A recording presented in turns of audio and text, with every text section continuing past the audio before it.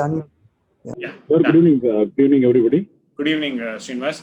Thank you so much for joining on behalf of PMK. We wish we could have had the actual candidate, Mr. Armugam, but I understand there is some signal issues, and he tried a couple of times.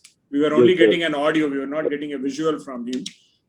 Please elaborate on how and why we should vote for PMK, because you are part of a ruling party alliance, the ADMK alliance, and your candidate is from Tiruporur. So we'd like to understand on behalf of FOMRA, which represents 150 apartment complexes on OMR, right from Madhya Kailash to Mahabalipuram. We want to understand what the plans are for PMK and how, as a part of the ADMK alliance, we heard one of your alliance partners from BJP speak to us a few minutes ago. He has told some points, but as PMK, I have seen your manifesto. It's quite elaborate. You have done a fabulous job at giving into categories, and a lot of detail has gone into it. But please do tell us what to expect from the PMK if it gets elected. Yes, sir. So thank you for the opportunity, sir. First of all, I apologize on behalf of our party candidate. So since it is in the final moment of the campaign, so he is in the remote villages. He tried a couple of times, but unfortunately, I'm also not with him as of now, so I'm not able to help him connect here. So I apologize sincerely on behalf of him again. So coming to the point, sir, basically, just one big differentiator, what I want to tell is that as you mentioned, that you saw the manifesto which I have sent, which basically prepared by myself with the consultation of the candidate, considering all the gaps what we have currently in terms of all the infrastructure problems and the society problems, right? So that is one major differentiator where we give the understanding of the existing problem and try to give solutions. Right?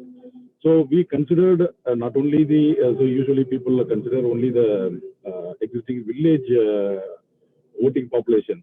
So there is a big gap where people try to understand and address issues faced by the multi-story buildings. So we took that also into consideration.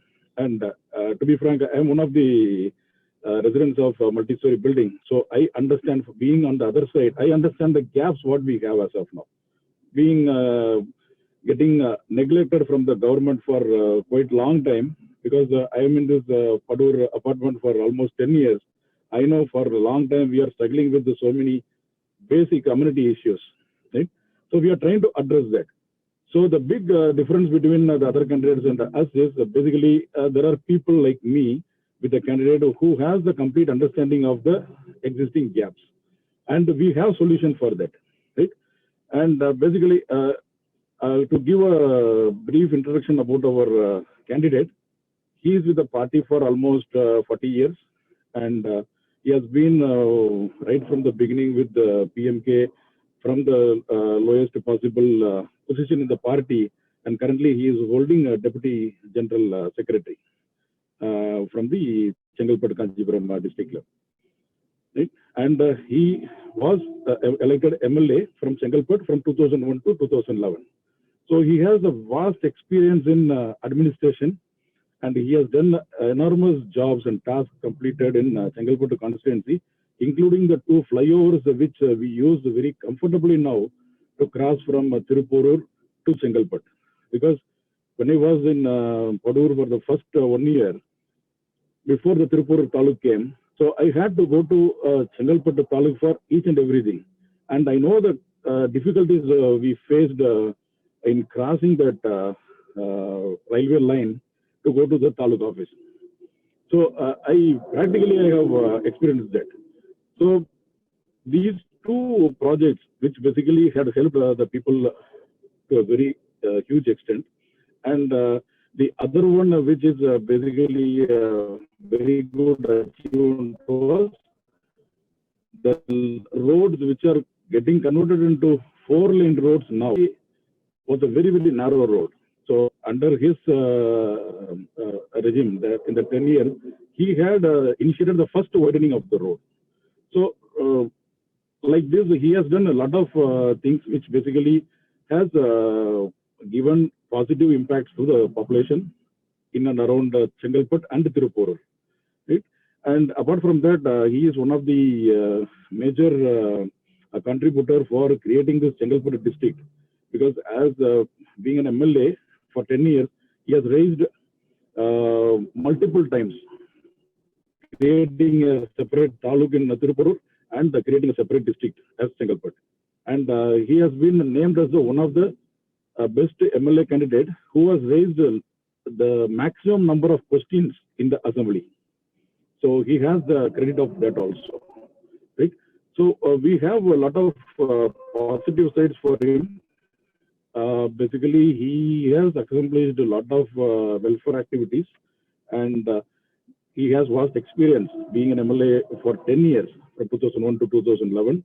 So we have a very good candidate in front of you who has a complete understanding of the job and who has a clear action plan for the next few years where he can create an impact in the Tirupur constituency. And I'll just give you a pass, sir. If you have any specific question, I will take it. Otherwise, I will just talk about the action plans. Yeah, I think the specific questions that everybody on OMR wants, especially in FOMRA, is when will we get water in our taps, and when will the sewage go without having to rely on a tanker? And you said that your manifesto does address the concerns of high rises and because you have experienced that. You live in a place like that.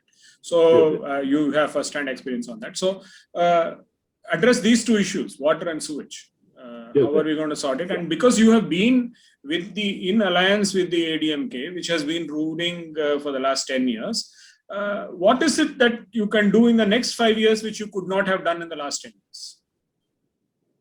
Okay. To answer this about the alliance, sir, basically we were not part of alliance 2.5 years, till 2.5 years back. Yes. And the Lok Sabha basically, joined. Yeah. So we formed the alliance only from the Lok Sabha elections, which was 2 years back. And before that, we had contested 2016 elections as an individual party. Correct. All along. Yeah. So we had done basically. Sorry, just a second. So basically, we had a very, very beautiful manifesto in 2016 also, where we had a very, very clear-cut message to people that the basic things in life of people will be taken care by the government.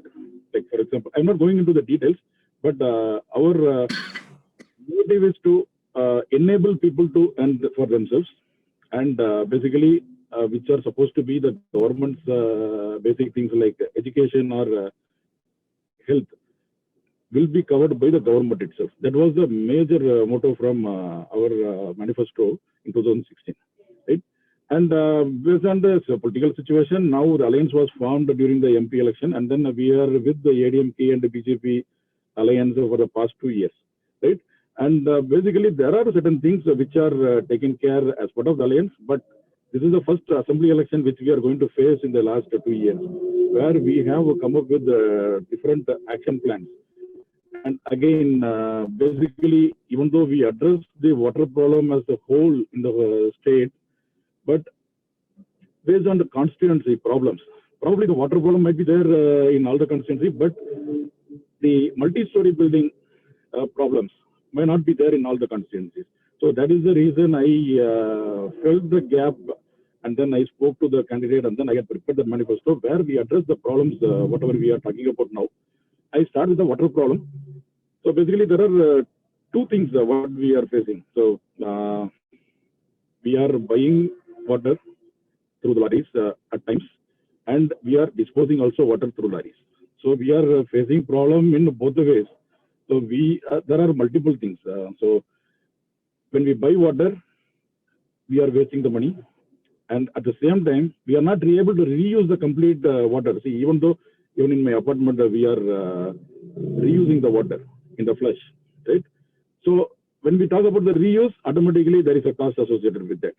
So we need to have a plant for that, and then we need to pay for maintaining the plant, and beyond what the water is, which was able to be recycled, we are going to dispose that. Again, we are going to chip in money there.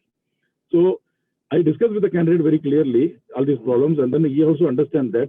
So he gave a couple of action plans, basically. The first thing is for supplying the water, right? He is planning to have the expansion of the desalination plants, which is currently running in ECR. So that in Nemeli. So it will be expanded definitely. And then through piped water connections, we will be supplying to all the houses, including the apartments. So that is one case. So we don't have to buy water from lorries.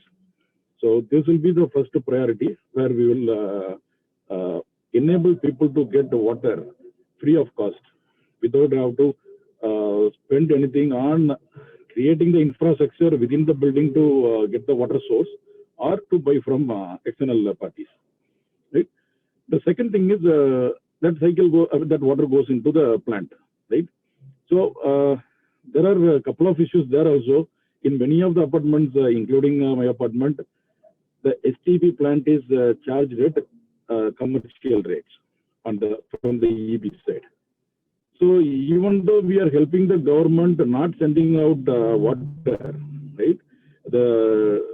We are treating the water and then we are disposing it through lorries. We are creating some level of help to the government by saving the environment, but still we are charged for that. We spend in recycling it, we spend in sending it out, and we are paying double the cost for electricity. So I had explained this problem. So he has promised to first level to bring that commercial cost into the domestic level. So that will be the first action plan. The second thing is we need to bring in underground sewage to our areas, including the apartments. We need to connect it to the underground sewage. So if these two things can be done, then obviously the maintenance and basically the cost associated with all these things will come down definitely. So it helps in two ways. The cost is reduced for the people who are living in these high-story buildings. Plus, the environment will be handled in a better, efficient way, like how they are having it in Perungudi, right? So we will have some kind of a plant which can be planted in Mahabalipuram or somewhere nearby. So that is the action as of now. But the first action is to reduce the cost. So the commercial cost of electricity will be changed to domestic for the STP plants. It's very heartening to see, Srinivas, that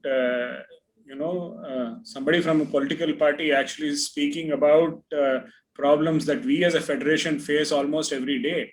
I think either we have to get into politics or we have to make all politicians live in apartment complexes. This is the only solution. Unless you experience it firsthand, I think manifestos are written without experience. And what you have said now touches touches a point in our heart where it says that this man knows what he's talking about. The things you spoke about, the commercial rate for a lot of the common areas in apartment complexes is something that we speak almost every day in our forums. So I'm very glad that somebody like you is advising Mr. Armugam, and I hope that even if half the points that you made can be enforced and become reality, it will be heartening to see that. Yeah, absolutely, sir. So that is the primary reason why I created a separate manifesto for this constituency. Because see, at the party level, they can give for the whole state. Even there are freebies, anything can be possible at the very high level. But what I am looking at is the practicality and the reality. It has to be practical and it has to be at least closer to the reality. Because I am one of the persons who is facing the problem. So I know what is the problem and I know some solutions to that. If somebody is willing to do that, absolutely, that will be the best thing that can happen to us. And being a supporter and being the candidate who understands this, I am confident that he is also educated at the things. He has done chemistry, so he understands little concepts, whatever we are facing, right? So he is really understanding the problem, and then he is willing to bring some solution. So I am very much confident, based on the discussion I had with him also, that there are possible solutions definitely. And basically, as a common man, right, what I look at is all the practical solutions to the problems. I can even promise whatever is coming to the mind, but at the end of it, whether I am going to realize it or not is the point. True, very true. There's a couple of points that I want to touch upon. Is one is the toll for OMR. Why should it continue? And the second is the environmental impact that we are having with all the local panchayats dumping your garbage on the Buckingham Canal and Muttukadu Lake. We've already destroyed the Palikarnai Marsh, and going south, which is primarily where Tiruporur is all about. We are talking about heritage structures in Mahabalipuram and all that. But if we are going to destroy the environment like this, it's going to be a sad state. So where does Mr. Arumugam and the PMK stand on these 2 points? Yes, sir. So I missed to mention that point of our Muttukadu Lake getting polluted. So as part of our the STP plant discussion, I had mentioned that also. But when the solution is underground sewage, basically this Muttukadu Lake is saved. Right? Because see, we will be taking some steps to stop that until this infrastructure comes into picture. But once we get the underground sewage and then a proper waste management system in place, so basically this issue will automatically stop.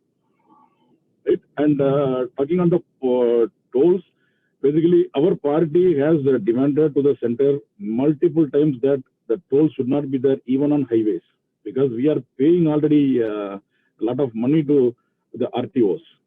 Right? While registering, we are paying almost 20% of the vehicle cost, and we are paying road tax, and we are paying other forms of taxes, income tax, or whatever it is, GST. So why should we pay again to use the roads? Because laying roads is the basic fundamental duty of a government. So it is very clear from our point of view that there are no tolls needed. And we will definitely, and I think we have done a few protests also for Perarangudi toll already. So we will continue that stance, and at a definite time we will ensure that this is removed. Okay, heartening to see that. Of course, national highway tolls is something that's out of our reach. It's a decision that's made thousands of miles away. But something on OMR, which is basically a state subject and road run by the state, funded by the state, I think it's far closer to us, and we look forward to a solution from you and your party if you get elected. Finally, please let us know Mr. Arumugam's name, what to look out for in the EVM, the name, the party, the symbol, and what serial number to press the button on. Yeah, so it is in serial number 2. The symbol is mango, and his name is given as Arumugam. So thank you so much, Srinivas, for taking the time, and I hope someday we'll be able to connect with you and Mr. Arumugam and take this discussion forward. On behalf of FOMRA, I thank you very much for taking the time to come. Thank you so much. Yeah, thank you for the opportunity, sir, and I sincerely apologize once again. And apart from being the political face, you can connect with me anytime for FOMRA. I am willing to contribute anything for the society. Definitely, you are a co-flat resident. I mean, we are all in the same area, so we will connect with you and we will meet up with you. Thank you so much. Yeah. Thank you, sir. Thank you.